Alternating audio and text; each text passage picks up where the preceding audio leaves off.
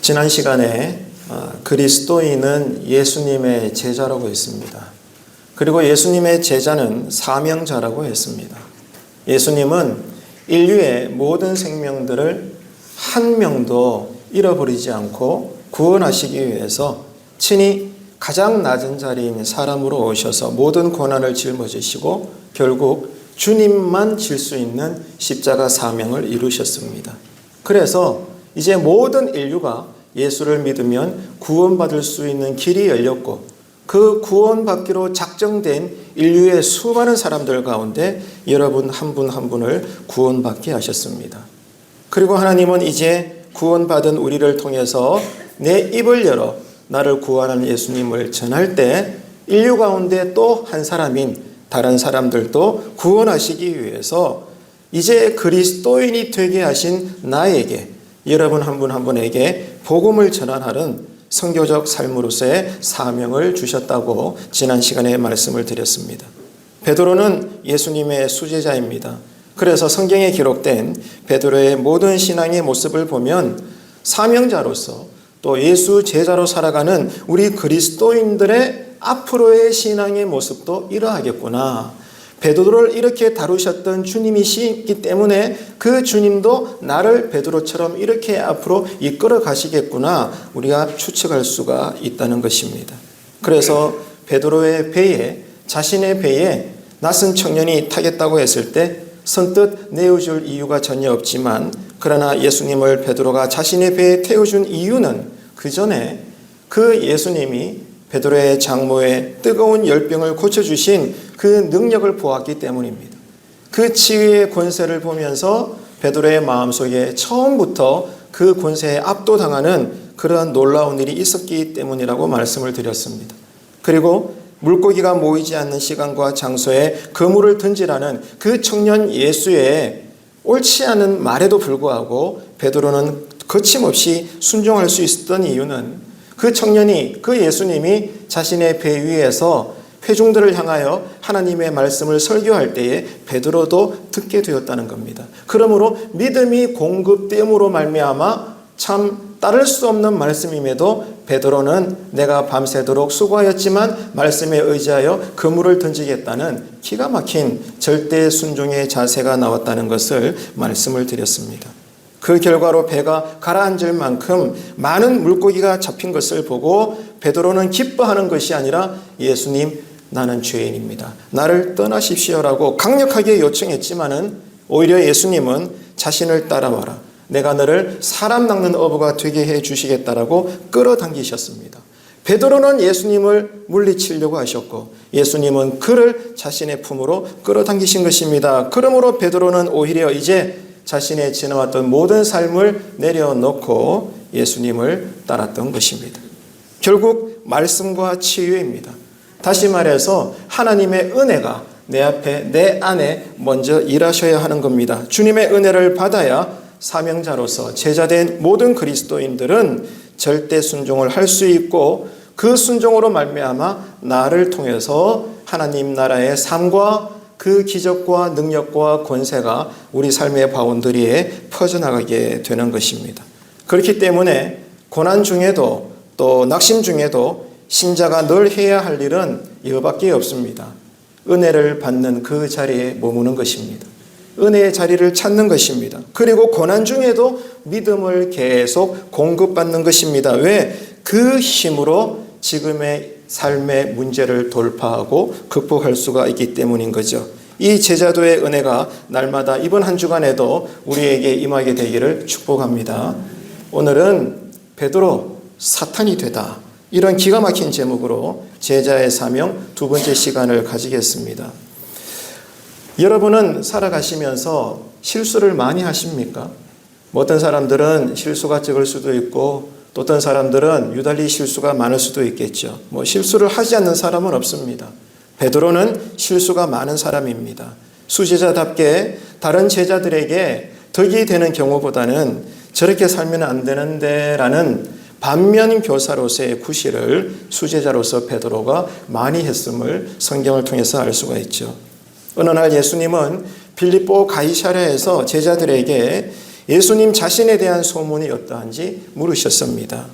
아시는 대로 그때 당시에 빌립보 가이사랴는 어떤 지역인가 하면 우리나라로 이야기하자면 서울의 강남과 같은 땅입니다. 모두가 살고 싶어하고 할 수만 있다면 이사가고 싶어하고 거기서 인생을 살고 싶고 풍요와 성공과 안정적인 모든 것들이 준비되어 있는 모두가 보기에 천국과 같은 이 땅의 파라다이스와 같은 그런 장소에서 예수님은 의도적으로 제자들에게 또한 오늘 우리에게 묻는 것입니다. 너는 내가 누구냐? 라고 고백을 듣기 원하여 예수님께서 물으신다는 것입니다. 삶이 만족스럽고 좋을 때 여러분에게 예수님은 어떤 분이십니까? 또 그런 만큼 반대로 삶이 너무 눈물나고 신앙조차 살아내기가 힘들 때 그때 예수님은 또 여러분에게 어떤 분이십니까? 좋을 때와 나쁠 때 예수님을 향한 신앙 고백이 들쑥날쑥하고 달라질 수밖에 없는 것이 지금의 우리의 모습이지 않겠습니까? 예수님의 질문에 베드로가 이렇게 대답을 하며 났습니다. 29절입니다. 또 물으시되 너희는 나를 누구라 하느냐? 베드로가 대답하여 이르되 주는 그리스도이십니다. 주는 그리스도이십니다. 하나님의 아들 메시아이십니다라고 말을 했습니다. 자, 이 말은 우리가 알고 있듯이 수제자답게 베드로가 알아서 한 말이 아닙니다. 누가 하게 하셨습니까? 성령님이 말하게 하셨습니다. 성령님이 말하게 하셨어요. 그러므로 베드로가 입을 열어 예수님요 당신은 메시아이십니다라고 고백했습니다. 100% 정답을 말한 거예요. 내가 하나님의 은혜로 인생이 잘 풀릴 때도 때로는 하나님의 섭리 안에서 신앙과 삶이 엉망일 때도 주님은 누구이신가? 내 인생의 주인이시고 실수가 없으시고 내 인생의 메시아가 되십니다. 베드로의 고백처럼 더 이상 비참한 대로 떨어질 수 없는 인생의 끝자리 기가 막힌 운동의 끝에서도 이렇게 다윗은 고백했지 않습니까? 하나님 왜 그러시는데요? 이것이 아니라 여호와는 목자시니 내게 부족함이 없으십니다. 여전히 주님은 나에게 선하시고 좋으신 분입니다. 라고 놀라운 고백을 했지 않습니까? 이 고백이 신앙의 핵심이고 본질인 것입니다. 이 고백도 다윗처럼 베드로처럼 그들 스스로가 한 것이 아니라 다윗에게도 베드로에게도 누가 말하게 하셨습니까? 성령 하나님이신 것입니다. 여러분 성령님이 고백하게 하셨어요. 그렇기 때문에 하나님의 은혜입니다. 따라합시다. 하나님의 은혜입니다. 아멘이십니까? 하나님의 은혜가 아니면 우리는 절대로 단 하루도 신자답게 살 수 없습니다. 내가 예수님의 뒤를 따라가야지 하지만 안 됩니다, 여러분. 성령님이 함께 하셔야 됩니다.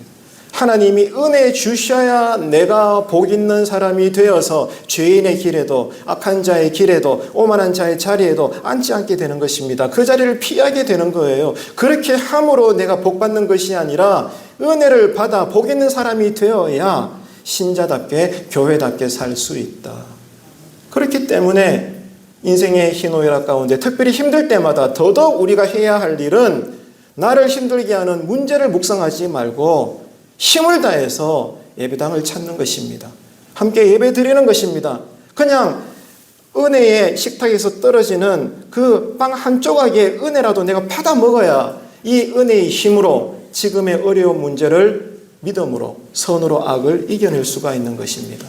하나님의 은혜가 아니면 우리는 절대로 믿음을 행할 수가 없다는 것을 기억해야 합니다. 자, 이런 베드로의 신앙 고백을 듣고 예수님은 기뻐하는 모습이 아니라 이상한 말씀을 하십니다.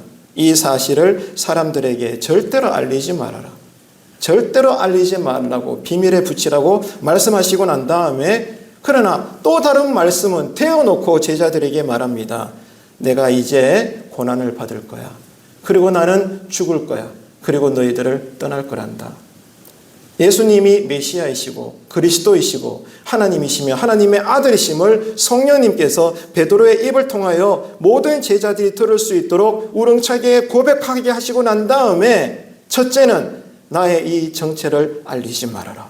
그러나 나는 이제 곧 고난을 당하고 허망하게 죽을 거다. 그리고 너희들을 떠날 거다라고 제자들이 도무지 받아들일 수 없는 기이한 말씀들을 예수님이 막 쏟아내시는 거예요. 본문 31절입니다. 인자가 많은 고난을 받고 장로들과 대제사장들과 서기관들에게 버림받되어 어떻게 됩니까? 죽임을 당하고 사흘 만에 살아나야 할 것을 따라합시다. 비로소 그들에게 가르치셨다라고 기록하고 있습니다. 무슨 말인가요? 하나님의 은혜로 우리가 특별히 힘든 상황 속에서도 하나님이 듣기를 원하시는 바른 신앙 고백이 열려지게 될 때 그동안 내 입장에서는 침묵하셨던 하나님의 뜻, 하나님의 섭리, 하나님의 비밀이 나에게 보여지게 되더라는 겁니다. 순서예요. 이게 영적인 원리입니다, 여러분. 내가 아무리 내가 원하는 방식대로 하나님의 응답을 받거나 능력을 체험하거나 인생의 막힌 문이 열리기를 원해도 하나님은 꿈쩍도 하지 않아요. 먼저 하나님이 요구하시는 것은 이겁니다. 지금 네가 처한 상황에서 너는 나를 누구라고 여기는데? 한번 말해볼래? 라고 물으시는 거예요. 그게 먼저입니다, 여러분. 이 순서를 망각하지 마세요. 그렇기 때문에 마음과 삶이 괴로울 때 하나님이 기뻐하실 신앙 고백을 드리십시오. 예배 자리를 찾으시고 기도의 자리를 찾으셔서 그때 뭐 하는 겁니까? 하나님이 기뻐할 나의 신앙의 고백을 성령님의 역사 가운데 고난 중에 하나님께 표현하라는 겁니다. 그러면 또 한번 따라합시다. 비로소 나에게도 가르쳐 주실 것을 믿으시기를 바랍니다. 하나님은 동일하신 분이에요. 이 원리를 아셔야 된다니까. 그냥 땡깡만 부려서 기도하면 안 돼요. 믿습니다. 이게 아닙니다. 무당신앙이 아니에요. 우리 그리스도인의 삶은, 하나님의 나라는 그런 것이 아닙니다. 먼저 하나님은 나에게 좋을 때도 나쁠 때도 어떤 분이신가? 하나님은 내 입을 통하여 듣기를 원하시는 거예요. 어려운 중에 더더욱이나 하나님이 듣기를 원하시고 기뻐하실 만한 성령님의 역사로 인도하시는 성경대로의 정말 전인격을 담은 신앙 고백을 올려드리는 기도에 애를 쓰시기를 바랍니다. 그러면 하나님은 족하십니다. 내가 구하지 않은 영권, 인권, 물권 모든 것들을 때를 따라 우리에게 채워주시는 줄로 믿으시기를 바랍니다. 베드로의 정확한 신앙 고백을 듣고 예수님은 하나는 감추시고 다른 하나는 드러내십니다. 뭘 감추셨어요? 예수가 그리스도이시다. 아직은 때가 되지 않으셨기 때문에 이것을 비밀에 붙여라. 세상에 알리지 말아라. 왜? 세상 사람들이 들어봐야 그 말을 이해를 못합니다. 오해만 할 뿐이니까 아직 때가 되지 않은 거예요. 내 존재, 내 신분이 무엇인지 너희들은 절대로 아직 알리지 말아라. 감추셨고, 그러나 드러낸 것은 무엇입니까? 이제 곧 예수님이 당하실 고난과 죽음에 대해서는 완전히 모든 것들을 오픈하신 것입니다. 이제 제자들의 반응입니다. 예수님의 이 충격적인 고난 예고를 들었을 때 제자들은 거칠게 부정합니다. 방금 성령님의 인도하심 속에 거룩한 신앙을 고백했던 이 베드로는 수제자답게 또 그의 성정답게 예수님의 멱살을 쥐고 거칠게 흔들어대면서 제자가 스승을 향하여 야단을 칩니다. 예수님 정신 차리십시오. 지금 뭐라고 말씀하셨습니까? 말입니까? 방구입니까? 그걸 지금 말이라고 합니까? 우리 한글 성경에는 부드럽게 기록되어 있지만 성경 원어에 보면 너무나 거친 단어를 사용하면서 베드로가 예수님께 항변했다라고 기록하고 있습니다. 왜냐하면 베드로가 고백한 예수님의 모습은 어떤 거였어요? 나약하게 고난을 받다가 십자가에서 당하는 모습이 아닙니다. 베드로는 그런 예수님을 원한 게 아닙니다. 그런 예수님 때문에 모든 삶을 다 뒤로하고 예수님을 따른 것이 아닙니다. 베드로에게 나머지 11명 제자에게도 예수님을 향한 소망은 무엇입니까? 예수님을 따른 대가로 자신이 원하는 대로의 좋은 세상이 와야 되고 그럼으로써 제자들이 모든 것들을 누리기를 원했던 것입니다. 권력도 명예도 성공도 풍요도 모든 것들이 다 심지어 썩은 이빨이 금이빨이 되고 가난한 내가 부자가 되고 병든 내가 건강한 청년이 되고 막힌 인생의 문도 열리게 되고 왜? 나 예수 제자니까. 지금까지 예수님을 따랐으니까 그렇게 해주셔야 되는 거 아니야? 그게 교회 다니는 거지. 그게 신앙이지 않겠어? 우리는 다 우리 마음 깊은 곳에 그런 소망과 바람들을 가지고 있다라는 것입니다. 탐욕과 욕망인 것이죠. 그런데 난데없이 예수님께서는 이렇게 말씀하시는 거잖아요. 나는 고난을 당할 거야. 그리고 십자가에서 죽을 거야. 이런 말을 들으니 모든 12명의 제자들 마음속에 그 예수님을 향하여 실망과 분노가 들끓어 올랐던 것입니다. 그래서 원문에 보게 되면 점잖은 단어를 사용하지 않고 있다니까요. 거칠은 단어를 사용하면서 예수님을 항변합니다. 정신 차리시라고. 농담도 할 게 있고 못할 게 있지. 지금 뭐라고 말씀하시는 거냐고. 지금 이게 할 소리냐고. 지금 왜 이러시냐고. 베드로와 제자들은 거칠게 예수님께 대어들었던 것입니다. 어떤가요? 지금 오늘 이 시간에 여러분의 마음의 상태는 어떻습니까? 때때로 내가 신앙으로 충성한 게 얼만데 지금 내 가정의 꼴이, 내 마음의 상태가 내가 왜 지금 이런 처지에 놓여야 되지? 억울하고 분하고 속상하지는 않습니까? 우리는 그런 경우를 당할 때가 참 많습니다. 자, 이번에는 예수님의 반응입니다.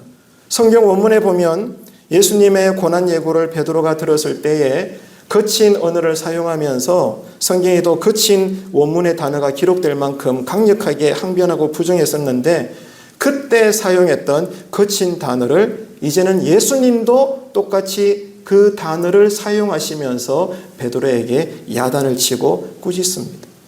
그러니까 예수님께 거칠게 부정하며 달려들었던 베드로처럼 이제는 예수님도 베드로가 예수님에게 했던 거친 은사 그대로 예수님도 똑같은 레벨로 제자 베드로에게 따끔하게 야단치고 추궁하는 그런 모습이 성경 원어에 기록되어 있다는 것을 우리가 이해할 필요가 있습니다. 33절입니다. 예수께서 돌이키사 제자들을 보시며 베드로를 어떻게 하셨어요? 꾸짖어 이르시되 뭐라고 부릅니까? 베드로가 아니고 뭐라고 불러요? 사탄아 내 뒤로 물러가라. 똑똑히 보십시오. 지금 예수님은 베드로를 향해서 이 사탄 같은 사람아, 이 마귀 같은 녀석아 이렇게 온화하게 말씀하지 않고 문자 그대로 베드로를 향해서 사탄아 라고 지금 추궁하고 있는 것입니다. 여기서 사탄은 히브리 말로 대적자라는 뜻이에요. 그러니까 지금 예수님이 돌직구를 날리고 있는 이 사탄이라는 말은 하나님의 섭리를 대적하는 영적 세력의 우두머리를 지칭하는 단어라는 것입니다. 참 기가 막히죠. 불과 몇 분 전만 해도 베드로는 성령의 역사 가운데 주는 그리스도이시요 살아계신 하나님의 아들이십니다. 놀라운 교회 신앙의 반석이 되는 위대한 영원히 사라지지 않을 완전한 신앙 고백을 했던 그 베드로인데 눈 깜짝할 사이에 이제는 예수님 입에서 직접 사탄이라는 소리를 들을 만큼 하나님을 대적하는 원수가 되었다는 것입니다. 놀랍지 않습니까? 그러니까 여러분 어제의 신앙을 자랑하지 마세요. 어제는 하나님 보시기에 내가 천사 같을지라도 나는 의도한 게 아닌데 하나님 보실 때 오늘 내 신앙은 사탄일 수가 있는 것입니다. 깊이 헤아리십시오. 예수 믿는 집안에 내가 몇 대 손이다. 내가 지금 50년째 신앙생활한다. 내가 어떤 교회 다닌다. 나 목사다. 아무 의미 없다는 얘기입니다.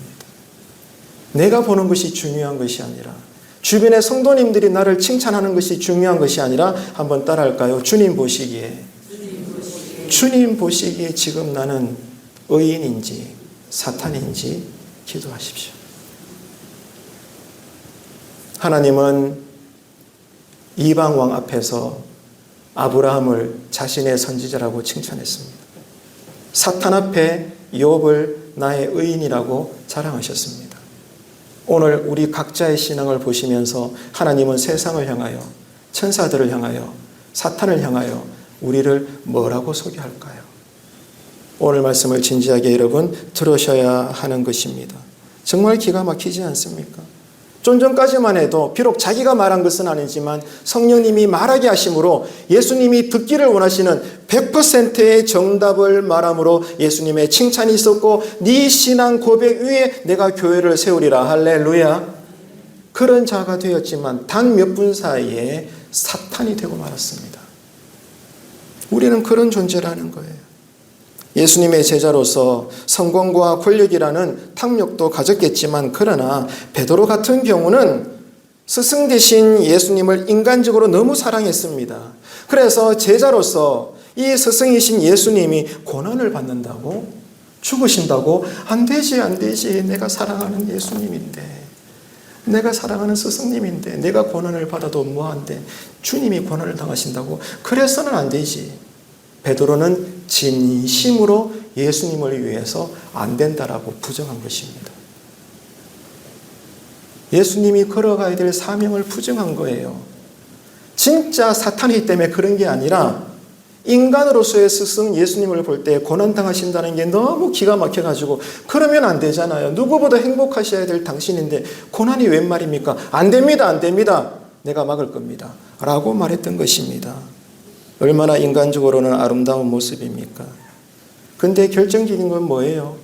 그거는 베드로의 생각일 뿐이었다는 거예요.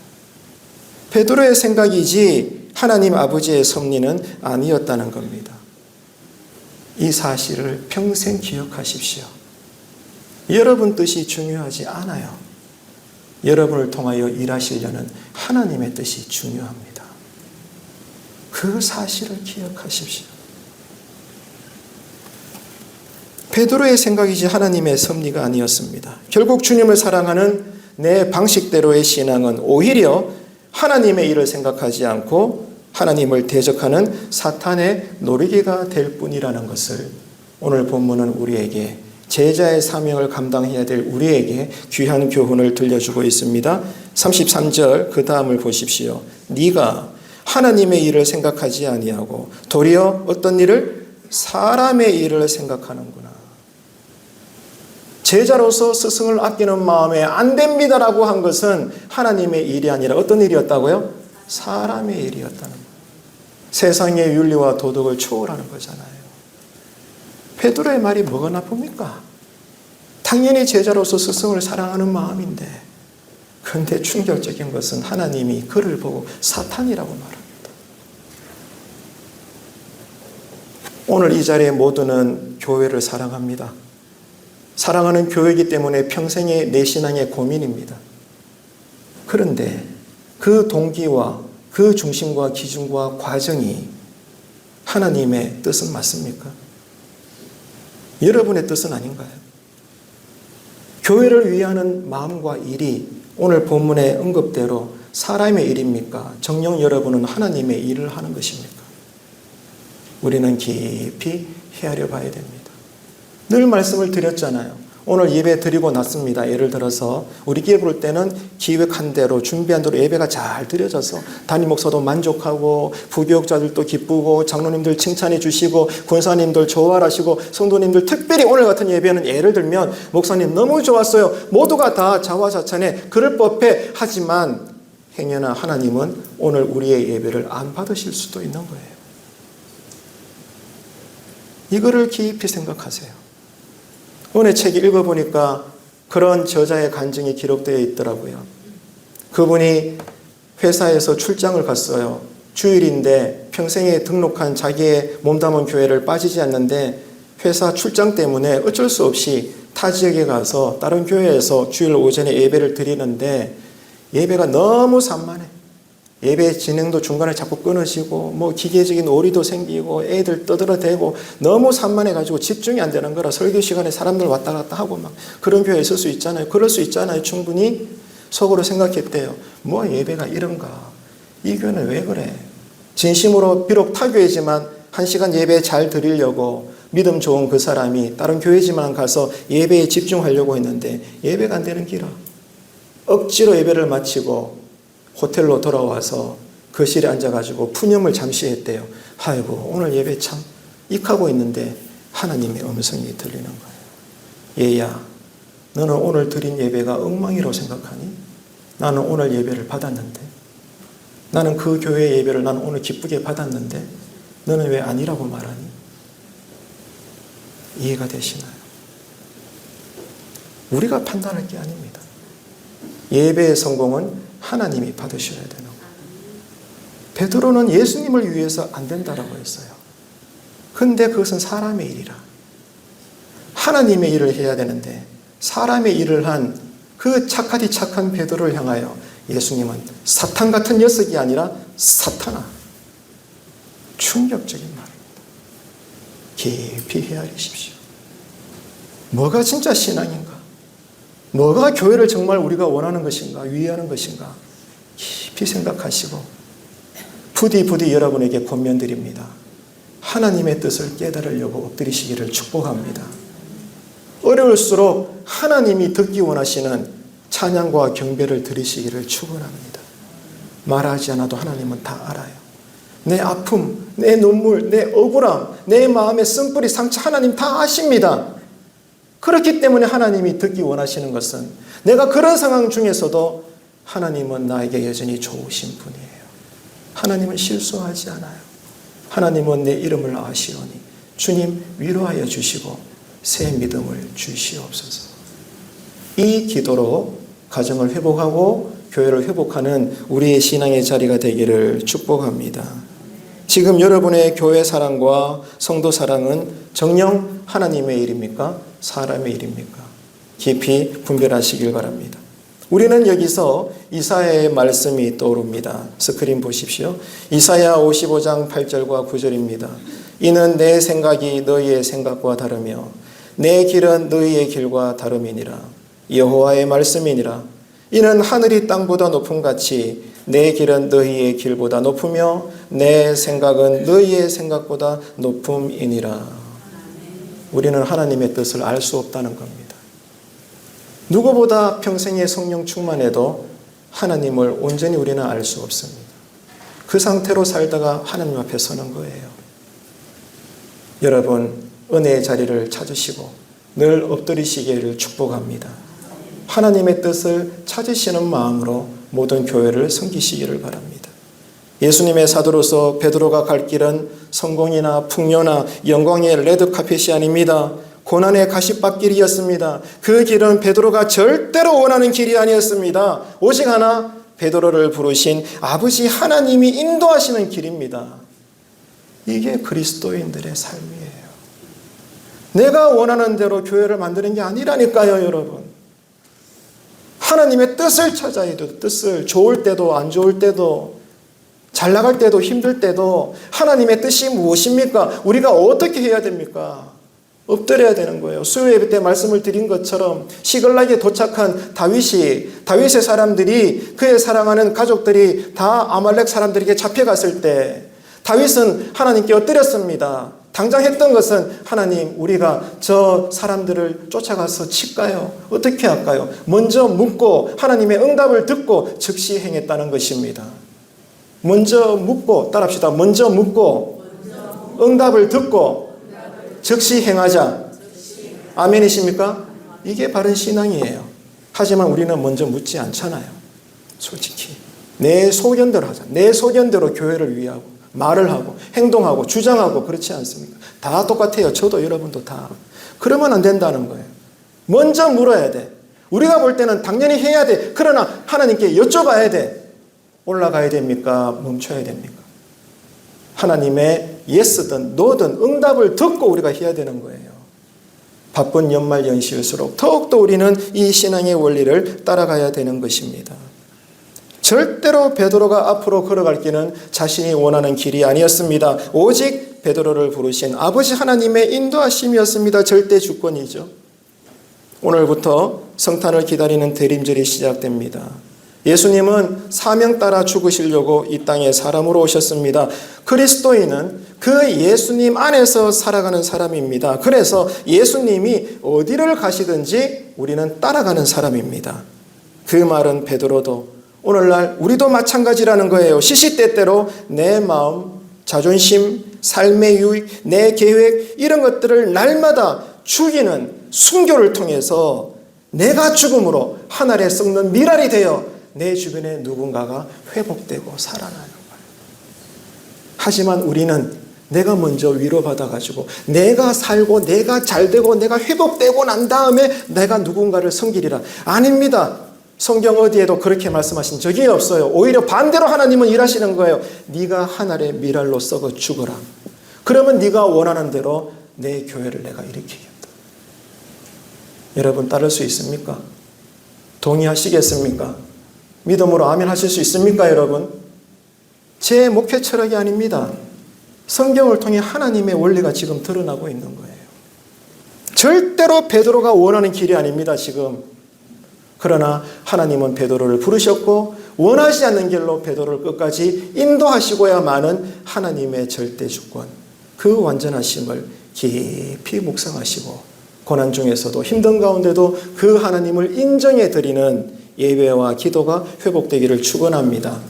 그러면 어떻게 될까요? 따라합시다. 비로소 여러분이 듣기 원했던, 아니 상상도 못했고, 아니 더더욱이나 내가 원치도 않았던, 내가 기대하지 않은 하나님의 새로운 응답이 마음의 감동으로 들려지게 될 겁니다.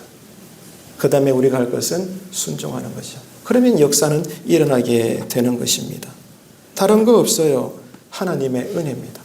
주여 우리 마음에 하나님의 은혜가 임하게 하여 주옵소서. 말씀을 정리하겠습니다. 하나님의 생각은 우리의 생각과 다릅니다.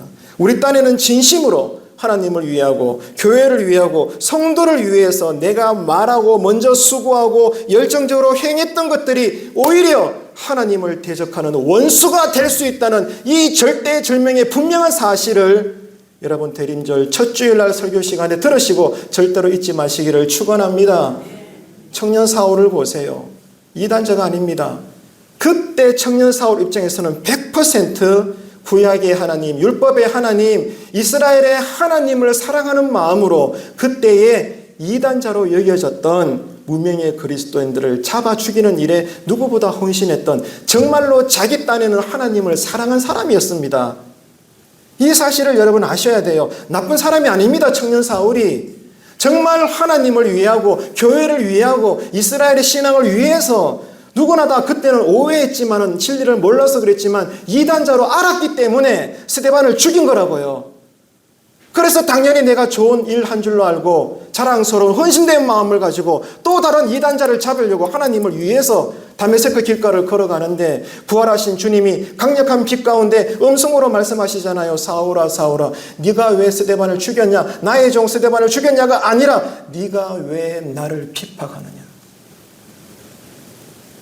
교회를 위하는 마음, 지금도 교회를 위하여 수고한 마음, 앞으로도 그럴 우리의 신앙이 사람의 일일까요? 하나님의 일일까요? 오늘 말씀 앞에 진지하게 우리는 돌아봐야 됩니다. 대부분 다 우리는 완전한 하지는 않아도 그래도 내 신앙이 하나님께서 인정하실 거야. 100%는 아니지만 그래도 나 이만큼 했잖아 라고 다 여길 겁니다. 나쁘지 않아요. 저도 그러니까. 여러분 한 분 한 분 다 그럴 거야. 근데 오늘 성경에 보니까 의외로 아니라고 판명될 경우가 많다는 거죠. 그래서 훗날 주님의 심판대에 서면 다 말씀하잖아요. 사람들이, 믿음의 선배들이 놀래 자빠집니다. 왜? 당연히 예수님께 칭찬받고 천국에 들어갔다고 여겼던 사람이 가보니까 없네. 어디가 있어요? 지옥에 가 있고, 당연히 저 인간은 지옥 갔을 거야 라고 분명히 신앙관으로 믿었던 그 사람이 보니까 어디가 있어요? 천국 앞자리에 앉아 있는 거예요. 깊이 생각하십시오. 제가 지금 여러분 앞에 목사 가운 입고 있다고 제가 거룩합니까? 아무 의미 없어요, 여러분. 사랑하는 성도 여러분, 하나님의 일을 하는 신앙이 회복되는 우리의 가정과 교회 되기를 축원합니다. 이러려면 다른 거 없어요. 은혜 받기를 사모하십시오. 은혜의 자리를 사수하십시오. 하나님이 더 좋아하는 것은 함께 예배드리고 함께 은혜 받는 것입니다. 그게 하나님 나라입니다. 바른 신앙은 개인적이지 않아요. 함께 하는 거예요. 이 일에 지금도 뒤처져 있고 그러지 말아야 될 분들이 지금도 잠자고 있거든요. 하나님 역사하셔서 저들 마음을 새롭게 하여 주옵소서. 제가 할 수 없어요. 목회해보니까 제가 할 수 없어요. 초반에는 제가 하려고 했어요. 하나님 마음으로 안 됩디다. 다 상처받아. 나도 상처받고 그 사람도 상처받고 안 돼. 목회 열매가 없더라고. 저는 깨달았습니다. 하나님이 하셔야 돼요. 여러분, 이 거룩한 은혜가, 이 신앙회복의 역사가 두루두루 일어나게 되기를 간절히 바라며 한번 저를 따라합시다. 여호와는 나의 목자시니 내게 부족함이 없습니다. 아멘이십니까? 지금 내 안에 쓴뿌리가 가득해. 원망과 분노가 엄청나. 나는 사실이야. 주변 사람들도 다 공감해 알아줘. 하지만 우리 모두가 진짜 진심으로 고백하는 것은, 그럼에도 나는 주님이 기뻐요. 주님은 나의 목자세요. 주님이 세우신 교회가 나는 좋아요. 아무리 말 많고 탈 많아도 주님이 붙잡고 계시는 교회잖아요. 하나님, 지금 내 마음에 이 지옥 같은 거 도파할 수 있도록 새 믿음을 주시옵소서. 나로 순종케 하여 주옵소서. 이 은혜로 뭐든지 간에 여러분 각자의 삶에 놓여져 있는 힘들고 어려움을 선으로 악으로 돌파하고 극복하고 믿음으로 승리하는 저와 여러분 되기를 주님의 이름으로 축원합니다.